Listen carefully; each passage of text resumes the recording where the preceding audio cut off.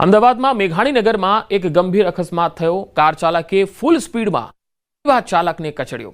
Activa ચાલક કારના આગળના ભાગ નીચે ફસાઈ ગયો। લોકોના ટોળા પણ અહીંયા વળ્યા હતા અને પોલીસનો કાફલો પણ ઘટના સ્થળે આવી પહોંચ્યો। ટ્રાફિક પોલીસે કાર્યવાહી હાથ ધરી। 3 લોકોને આ મામલે ઈજા થઈ છે।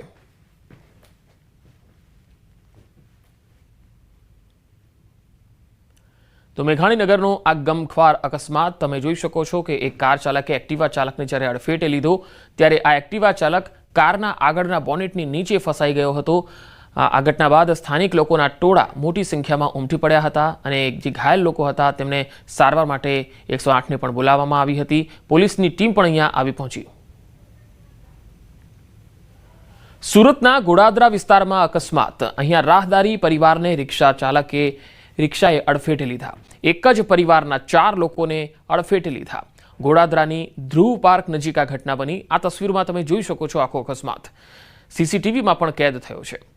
સુરતમાં અકસ્માતની ઘટના સીસીટીવીમાં કેદ થઈ છે। આ તસવીરો જુઓ, કેટલી ફૂલ સ્પીડમાં આ રિક્ષા ચાલક આવી રહ્યો છે અને એક નિર્દોષ વ્યક્તિનો જીવ લઈ રહ્યો છે। રાહદારી પરિવારને આ રિક્ષા ચાલકે અડફેટે લીધો।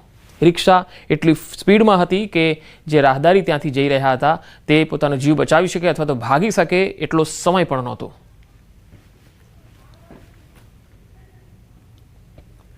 આ તરફ પંચમહાલમાં કેમિકલ ફેક્ટરીમાં ગેસ લીકેજ મામલે સહાયની જાહેરાત કરાઈ છે। ઘોગંબાની રણજીતનગર ગુજરાત ફ્લોરો કેમિકલ ફેક્ટરીમાં ગેસ લીકેજની ઘટના બની। મૃત્યુ પામેલા 2 કામદારોના પરિવારજનોને કંપની દ્વારા સહાય આપવાની જાહેરાત કરાઈ। પ્રત્યેક મૃતક દીઠ 30 લાખની સહાય આપવામાં આવશે। આ ઉપરાંત સરકારી ધારાધોરણ પ્રમાણે અન્ય મળવાપાત્ર રકમ પણ ચૂકવાશે।